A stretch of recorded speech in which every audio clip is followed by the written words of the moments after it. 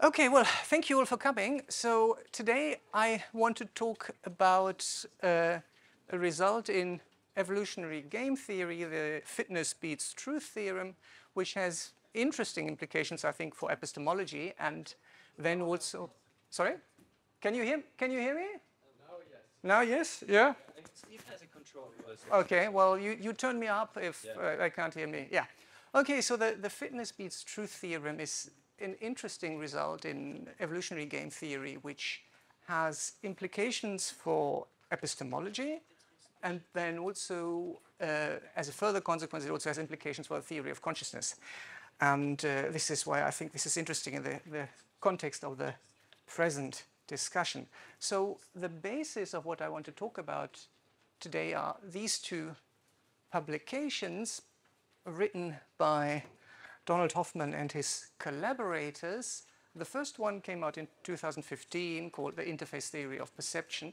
And then recently we have a sort of more detailed treatment with a proof of the theorem, which came out in 21. So this is the basis of what I want to talk about. And if you are interested in some of more of the technical details, you can look them up there. So first of all, let's talk a little bit about the basic ideas behind the theorem. So the fundamental idea is that perception is an artifact of our evolutionary history. Yeah? So that idea is actually not that new. It's certainly not Hoffman's own idea. I mean, the same point was already raised by Alvin Plantinga in the 1990s, who then also tried to turn that into an argument for theism. Arguably, Darwin had worries of the same nature. So the basic worry is that if our epistemic capacities are an artifact of our evolutionary history, then we should assume that these strategies, the perceptual strategies we use in order to get knowledge of the world, are evolutionary based to aim at fitness, to sort of maximize our chances of survival and passing on our genes, rather than being aimed at truth. Yeah?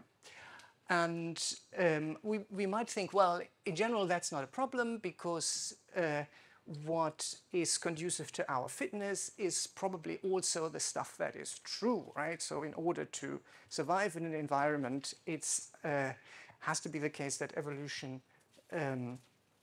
provides us with facts or beliefs that are actually true, that actually mirror with what's happening in the world. Otherwise, we wouldn't be able to successfully survive.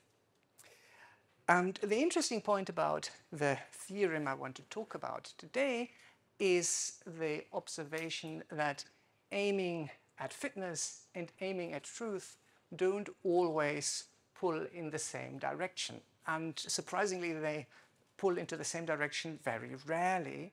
That is, in many cases, you have strategies, perceptual strategies aiming at fitness that are much more successful than those aiming at truth and outperform them.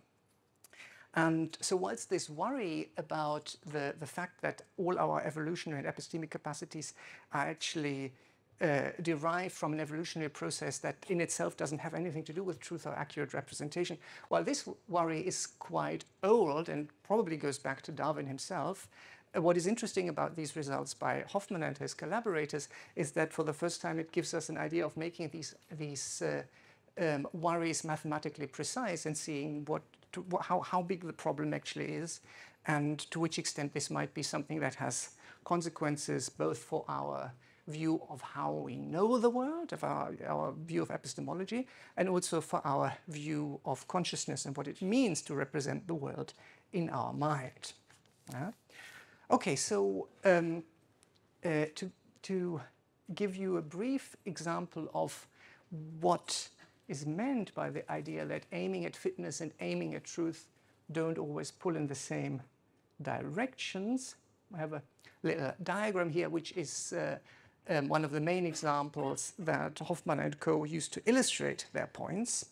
So we have here a graph where on the x-axis you have some resource quantity from 1 to 100, and then you have the payoff function. also labeled from 1 to 100. And so you've got a normal distribution here that indicates that the highest payoff result doesn't result from the highest resource quantity, but from a resource quantity somewhere in the middle. And this is kind of a straightforward point, right? In many cases, if you look at an organism, examples of too much are as worrying as examples of as too little. You know, too much salt is as bad as too little salt in the blood, and too much of temperature too high is as bad as temperature too low. I mean, that's exactly what you would expect in an organism that is aiming at homeostasis, right? So you need something in the middle in order to get optimal fitness. Yeah? So what you have here in the difference between the two diagrams is, in the first diagram, you have the depiction of an organism that has 4 perceptual states, colored here white, light gray, dark gray, and black. And these perceptual states vary with the resource quantity. So white indicates somewhere between 0 and 25, light gray between 26 and 50, and so on. Yeah? And now you contrast that with another organism, and that's the second diagram. And that also distinguishes 4 perceptual states, but it maps them to the resource quantity in a different way, right? So now you have the black in the middle instead of the very right. Yeah? So the second organism maps black to the middle range of the resource quantity, and dark gray to quantities either more than that or less than that. And then as you get to the outliers, it gets lighter and lighter until you get to white. Yeah? So in the first figure, but not in the second figure, the mapping from resource quantities to colors is order preserving.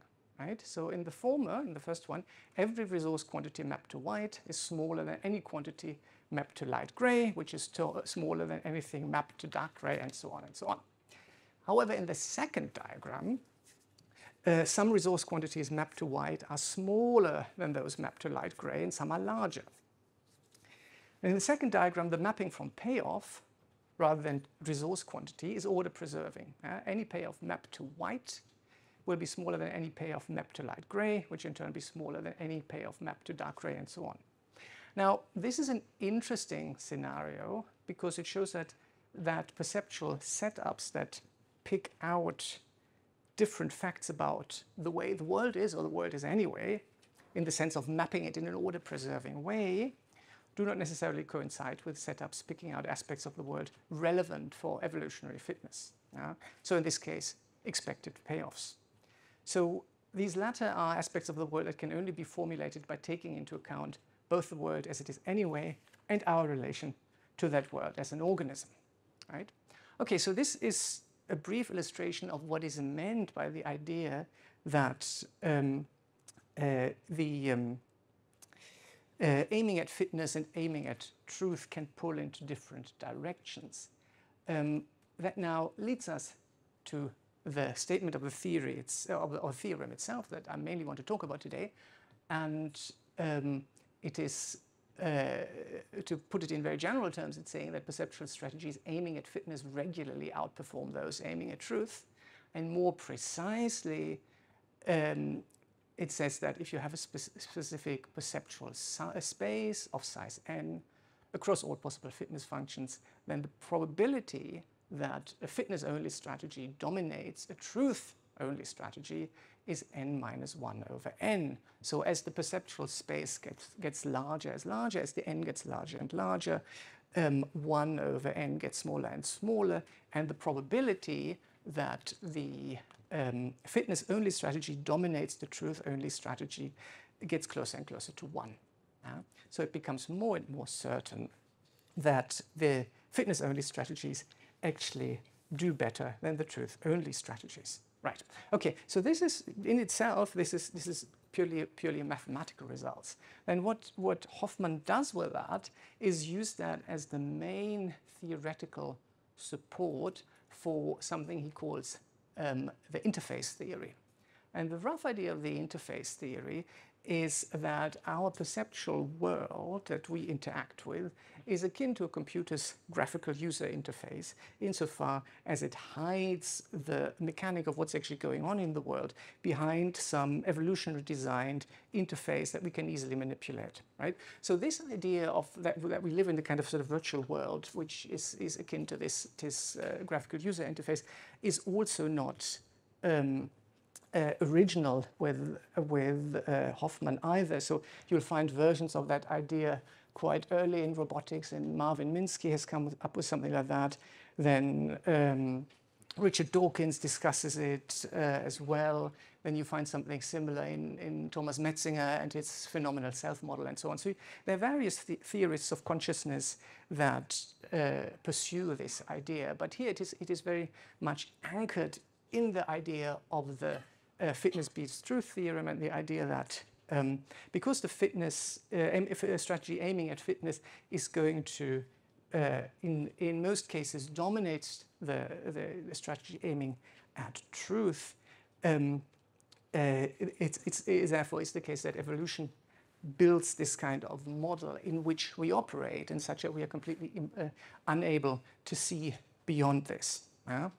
And so there is therefore no justification for assuming that the structure of the interface mirrors the structure of what is beyond the interface in the same way in which you wouldn't assume that the structure of the graphical user interface mirrors the way the hardware of the computer is actually structured, right? You don't expect there to be a unified location where a file is stored, for example, even though the graphical user interface has a little icon that corresponds to the file. Now, you might think, well, that is, of course, a problem that evolution in this way hides the truth from our eyes. But in a way, you might want to think of that not as a defect, but as a feature. Because certainly with the case of the graphical user interface, people pay for a graphical user interface so they don't have to interact with the computer at a more basic level, right? You want to use that so it hides stuff from your eyes that you don't need or you don't want to see. And so to that extent, it's not the case that we necessarily need to see that this interface theory as a kind of an epistemic limitation, but we might want to see it as something that makes interaction with the world possible in the first place, in the same way in which most people would be unable to interact with a computer if they didn't have a graphical user interface. Right, okay, so what I want to do in today's talk then is, first of all, look at three challenges to the interface theory, and look at three problems in particular. And then after I've done that, I want to look at, as a kind of coda, at the question of how this interface theory, based on the fitness-based truth theorem, actually relates to the problem of idealism. Okay, so those are the two main things I want to do today. So first of all, let's have a look at the main challenges. So they're connected with three questions. First of all, the notion of veridicality, and secondly, the status of mathematics within that theory, and thirdly, the somewhat worrying problem of self-refutation of the theory. So let's start with the notion of veridicality first. So the idea is, of course, that veridicality is undermined by the fitness beats truth theorem. So what precisely does that mean? So Hoffman says we cannot expect in general that natural selection has tuned our perceptions to truth. That is, we cannot expect our perceptions to be veridical. Rather, natural selection generally drives veridical perception to extinction. Right? Okay, so the notion of veridicality does some quite heavy lifting here. So it's quite important that we get a clear idea of what that actually means. Now, in this first paper that I've put on the slides, the 2015 paper, there is quite a bit of classification of what Hoffman and co. call perceptual strategies into different types. So a perceptual strategy in this context is simply a function from specific states of the world to specific perceptions. Yeah? And then they categorize various ways of mapping what goes on in here in our perceptions with what goes on out there in the world. And they categorize this into different types, which are called omniscient, naive, critical realist, hybrid, and so on strategies. Now this kind of categorization is really unsatisfactory and has lots of problems, which is, I think, in part responsible for much of the critical discussion that paper has attracted. Now, you'll be glad to know that I'm not going to try to sort out this conceptual mess here, but I'm just going to try to suggest a general alternative that I think is likely to work. So if we look at the notion of a notion of veridicality that is likely to work, then obviously we want some kind of correspondence between the structure of world states and the structure of specific perceptions. And to make that more precise, we might want to say that some perceptual state, X, is a veridical representation of some world state W, just in case the structure of X is identical with the structure of W. That is, there's an isomorphism between X and W, right? So this is also not a particularly uncommon idea to believe that in order to have perception, you have some kind of structural identity between the stuff that goes on in your perceptual mechanism and the stuff that happens out there in the world, and that it is that structure that actually makes one being about the other. So that sort of takes care of the intentionality of conscious states. Now, this view is in fact so common that you might well call it the common sense view of perception. So this is what Anil Seth has to say on that in a recent book being used. He says our senses act as a transparent window onto this world, detecting these objects and their features and conveying this information to the brain, whereupon complex neuronal processes read it out from perceptions. The brain is some kind of computer perched inside the skull, processing sensory information to build an inner picture of the outside world for the benefit of the self, right? So what is meant here, of course, by picture is not literally a picture, but rather that it's some representation which has the same structure as whatever is out there that caused it. So you have a structural identity between the inside and the outside. So this is a fairly commonly accepted view of how perceptual representation works. Now, one issue that this raises immediately is, of course, Newman's problem. And that is the problem that if abstract objects, like mathematical structures and sets and numbers and so on, are actually part of the world, then there is some world state isomorphic to any perceptual state, right? So assuming I take some hallucinogenic drug like LSD and I have these weird perceptions as a result, if these the structure of these perceptions can presumably be represented in set theory in some way. Given that all set theoretic structures exist, there's going to be some structure that is isomorphic with my weird experience. And so by this understanding, it's a veridical representation of that structure. And that holds for any perceptual states. So in the end, we end up with a picture that all perceptions are veridical, right? And of course, that's ridiculous, and then we don't need the notion of veridicality anymore. So what we need here is some view of how to pick out the intended structure, right? So we don't just want any structure or structural identity with any structure in the world. We want the one that our perception is actually about. So we need some notion of how to address that when we have this notion of veridicality. Now, also note that veridicality is very far from what you see is what you get. So veridicality in this sense does not assure us that any objects featuring in the perceptual states also feature in the world, right? It might be the case that some structure of perceptual states does not correspond to the structure of world states, and on the other hand, that some structures of world states are not mirrored by any perceptual states, right? And this is also fairly straightforward and intuitively plausible. You assume that there are some structures or some features of perceptions that are actually artifacts of the cognitive system rather than representing anything in the world.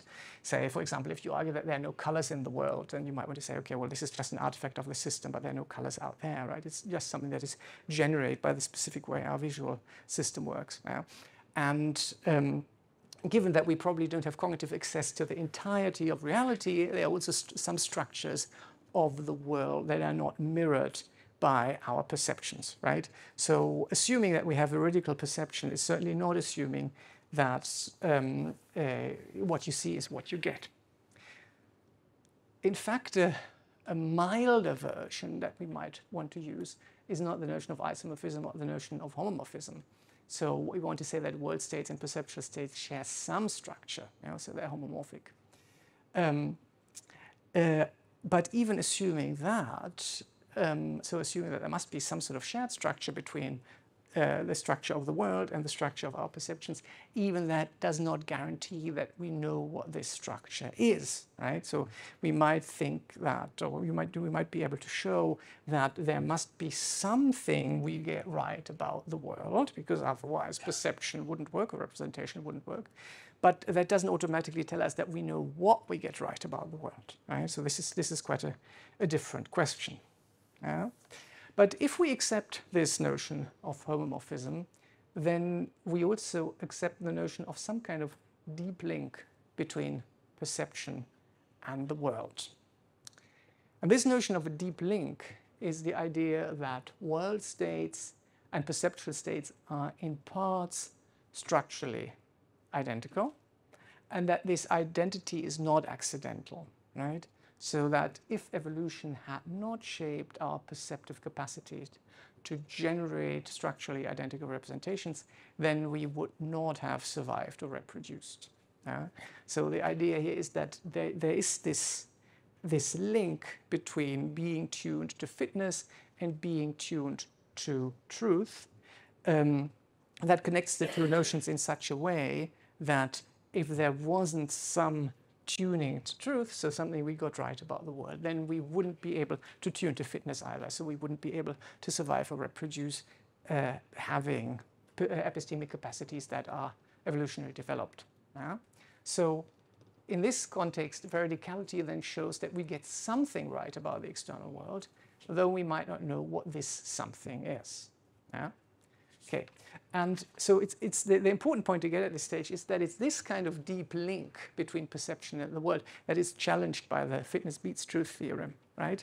Because it's precisely this third point on the slide that if evolution had not shaped our perceptive capacities to generate structurally identical representations, we would not have survived or reproduced, that the fitness beats truth theory seems to undermine, right? So the idea is there that, well, you could in fact, it is most likely that the representational setup that you end up with has nothing to do with the underlying structure of the world and actually doesn't mirror its structure at all, right? So this is really the crucial point where the FBT theorem seems to challenge some fairly intuitive and intuitively plausible idea about how evolutionary developed sensory capacity link up with an accurate representation of the world. Okay, so this is the first challenge I wanted to discuss with you today, the notion of veridicality and the various complex problems that involves in spelling out what the FBT theorem actually means for theory of consciousness.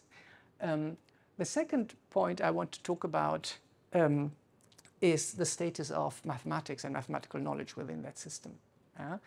Now, if mathematical knowledge is a product of evolution, and if we assume that we have a kind of naturalistic story for all our epistemic capacities, including our mathematical capacities, and don't assume that there is some sort of additional Platonic intuition or something that is not shaped in this way, then if we follow the arguments that we've just looked at, our mathematical knowledge should be as unlikely to represent mathematical facts, whatever these are, as, for example, our spatial knowledge is unlikely to represent spatial facts in the world beyond the interface, right? So Hoffman and co. argue that space is an artifact of the interface. The world as it is in itself is not really spatial. Rather, space is something that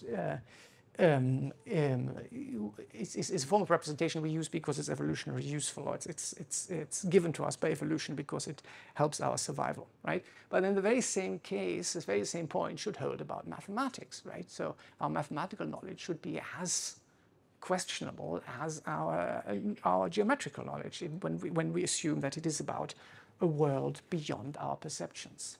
Yeah? Now, Hoffman actually disagrees about this point and leaves open the possibility that selection pressure favor accurate math. And what he says specifically is this. He says, whereas in perception, the selection pressures are almost uniformly away from veridicality, perhaps in math and logic, the pressures are not so univocal and partial accuracy is allowed. Yeah, as you see, this is fairly hand-wavy. Note the perhaps, and it is actually part of a bigger problem here. And in order to address that problem within the context of the interface theory, I think you would have to do two things. I mean, first of all, you would have to show that there is a set of logical and mathematical truth such that agents who adopt those truths reliably outperform those who do not, right? So you can imagine, right, you have different systems of logic. You've got classical logic and dialetheist logic and intuitionist logic and so on. And somehow then you have different agents such that they reason with these kinds of base logics. And then you sort of put them all against each other, and then you see one is always outperforms the other if you can show that. And then you do that for all the kind of mathematical and logical tools you need. And then in step 2, you show that these truths are sufficient to derive all the mathematics necessary to prove the FBT theorem. Right. Yeah, so I mean, all I can say to that really is good luck. I don't see how that could possibly be carried out. So I think that what Hoffman is saying here about the status of mathematics is highly questionable, and the idea that you can get some sort of privileged mathematical knowledge where somehow evolution deceives us about everything else apart from the math and some of the logic is I think extremely dubious, and would certainly need a lot more of justification than is provided here. So you would have to show why that does actually escape the issues of the FBT problem, whereas perception doesn't. Now that point about mathematics then leads me to my third point, and that is actually, I think, quite an intriguing point about the problem of self-refutation. So, I mean, you can introduce that here with a famous quote from Russell in Inquiry into Meaning and Truth, where he says, naive realism leads to physics, and physics, if true, shows that naive realism is false, right? Now, you can easily adapt that quote to what's happening here, because evolutionary biology leads to the FBT theorem, and then the FBT theorem, if true, implies that evolutionary biology, and particularly its assumption of a mind-independent world of matter-based organisms, is false, right? Because you have to take into account, once you buy this entire picture, then it's not just that space and time go out of the window, but of course all matter and material objects and biological organisms and so on. All of these things are only get any sort of ontic status within the interface, right? So they are like, you know, the little bin and folders on your computer screen, but they don't have any traction at whatever world there is beyond the interface, right? And So it seems to be that first of all, you start with a theory of like evolutionary biology, which thinks that all of these things are real, like space and time and biological organisms. And then you get to the FBT theorem, and then it sort of pulls the rug under your theory, and suddenly you think, well, there are no organisms anymore. And then you wonder, whether you've just sawn off the branch you're sitting on. Now, Hoffman and co. have something to say on this problem. And this is about the assumed ontological neutrality of the theory. So they argue that if you look at something like universal Darwinism, which is not a theory that is specifically to do with organisms, but is simply a theory that has to do with any kinds of entities that satisfy three sets of criteria. So you get copying of elements, you get some form of mutation and some kind of selection pressure, then you can get evolutionary development. And so it's pretty clear that for that you don't need living things, right? You can do that with computer viruses or any kind of artificial entities. You can have copying, mutation, and selection, right? So to that extent, they argue, well, this is ontologically neutral because it doesn't have to be about cells and organisms, but it can be about any kind of entities that satisfy these criteria, right? So therefore they say, okay, so well then really no ontology has to be assumed in order to derive the FBT theorem, right? So it's not the case that first of all you have to input some ontology of the world being more or less like as we see it in evolutionary biology, and then you run your argument, and then you realize that the ontology you started out is actually refuted and is not the ontology you have anymore. It says right now from the very beginning you don't need any ontology. You just start with universal Darwinism as a general theory. Of course, where the truth of universal Darwinism come from and why they're not also part of the interface faces the very same problem that we had in the last section, so the problem of the status of mathematics. But there's a further issue here, and that is the issue that the justification and truth of universal Darwinism seems to rest on foundations it itself undermines. So what I mean by that is that if universal Darwinism is anything more than simply a mathematical theory, then its justification is that it truly describes the behavior of organisms in the world we live in, right? We could imagine we live in the world in which there are organisms, but universal Darwinism is false in that world. Yeah?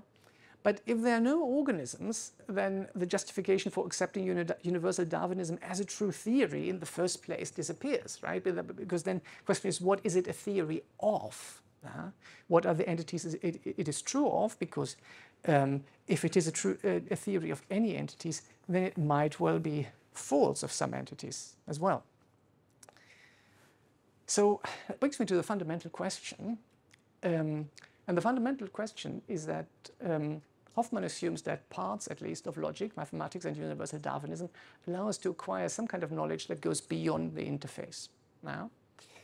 Now, together with various forms of transcendental idealism, with predictive processing, with Thomas Metzinger's phenomenal self model, and so on, the interface theory as well faces the question whether there are any tools at our disposal within the interface that allow us to move beyond the interface, right? And of course, Hoffman seems to think that's the case, because he says, okay, even though our perception puts us into this virtual world of, like a graphical user interface generated by evolution, there are still some sort of ways to get out of that via math and logic and universal Darwinism. Those kind of things are not just in the interface, they're really out there in the world. Yeah? So there is some way of sort of peeking behind the veil of appearances here. Now, I think this is deeply unsatisfactory, and I think that it's impossible to adopt a neutral kind of God's eye point of view that lets us see the interface from the outside. So there is actually a significant amount of discussion of that within epistemology, and here's what Peter Strawson has to say on that. So he claims the correspondence between perception and the world perceived cannot be cashed out as an invitation to step outside of the entire structure of the conceptual scheme which we actually have, and then to justify it from some extraneous point of vantage. but there is nowhere to step. There is no such extraneous point of vantage, right?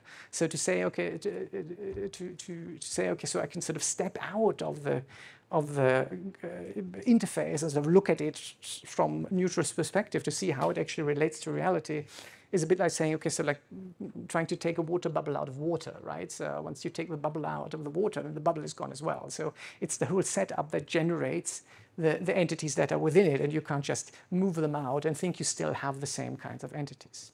Yeah? So that brings me to two kinds of desiderata for developing this kind of theory. So the first would be to provide a notion of veridicality that is not so strong as to be implausible, and also not so weak as to be uninteresting, and also, of course, in that context, to address the Newman problem.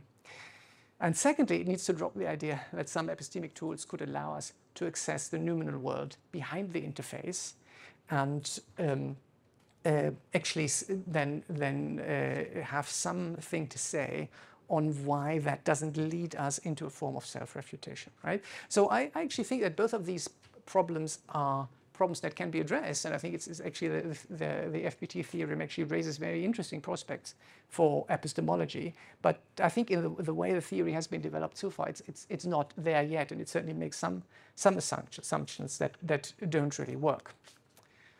Right. Okay. So now, by means of concluding, I want to talk about one more thing, and then I'll shut up. And that is saying a little bit about how this whole interface theory relates to the question of idealism. So here's again what Hoffman has to say on this. He says the argument for the interface theory is not an argument for idealism. That is to be is to be perceived, and that something not perceived by my mind exists only if perceived by another. Yeah? Okay, so this is, of course, Berkeley and idealism. That's what he has in mind here. And he says, okay, so that's not what this theory is. Now, I agree that the theory is probably quite far from the notion of idealism that we find, for example, in Berkeley. But I also think there are probably more sophisticated understandings of what idealism or idealist theories are than this kind of notion.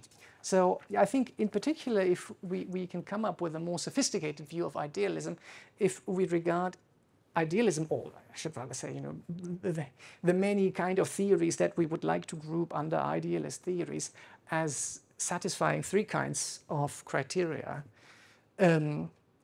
First of all, this is the idea of representation. That's the idea that we do not encounter the world in a direct manner, but only through representations, right? So this is the opposite of direct realism. Direct realism says, okay, if I look at the chair, then I'd really interact with the object out there, whereas the representationalist says, no, there's always going to be a veil of perception between me and the world out there, and all I actually see is kind of a perceptual, conceptual artifact, which is the chair. Yeah? So it's the representation thesis. The second point is formation, the idea that the way the world appears to us is extensively and essentially shaped by structural features of the human mind, right?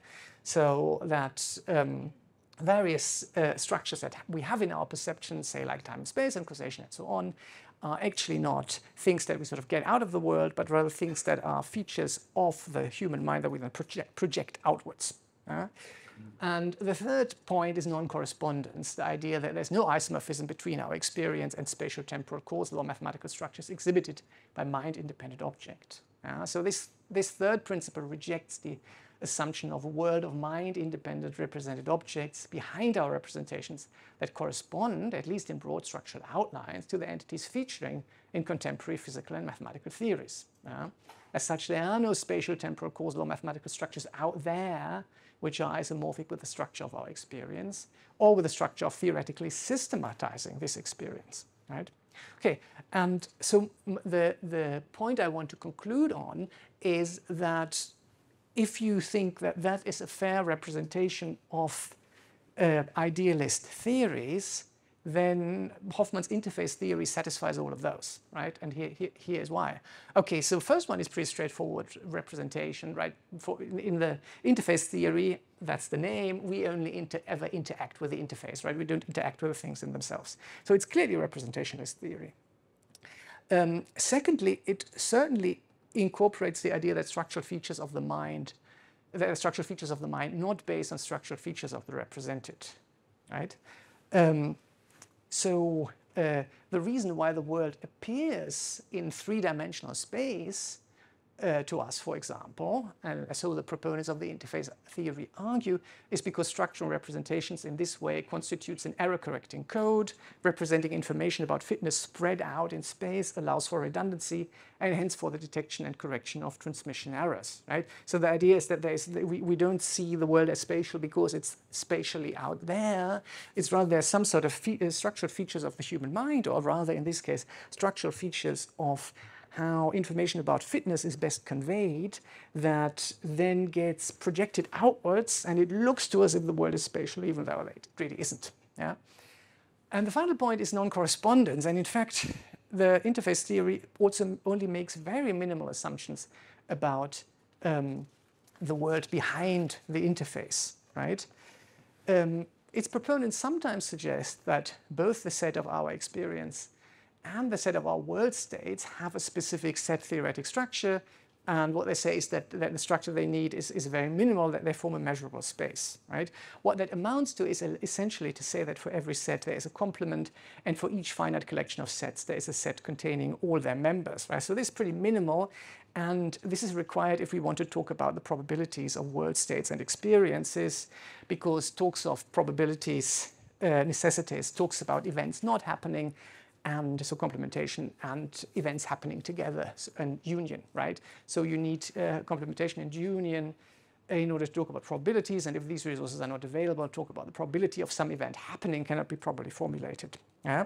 So they say, okay, the world out there at least have to be a set with this kind of structure. But in fact, they're not consistent about that. They are other passages where they say, well, we could even be more parsimonious than that. And according to that, we only have to assume that the set of experiences forms a measurable space, right? So the required structure of the world states is then induced via the perceptual mapping, right? You say that this kind of union and complementation structure is only something that we have at the level of experiences, and you map that outwards and think that the structure of the world is like that as well. In which case, the only thing you have to assume that whatever is beyond the representation is some kind of set. Now, that goes pretty far in establishing a non-correspondence, I want to say. Okay, so this is really all I want to say today. I think there's, I hope I've shown you some avenues of trying to develop this theory. I certainly don't intend to shoot it down here. I think it's a very interesting theory. It's interesting in particular because it questions so many assumptions that we habitually and naturally make. And it questions them by some very precise mathematical results. So it's interesting to see how that works. But I think in terms of the actual working out of the philosophical details of this theory, there's still a considerable way to go. And that's, I think, where I stop. Thank you very much.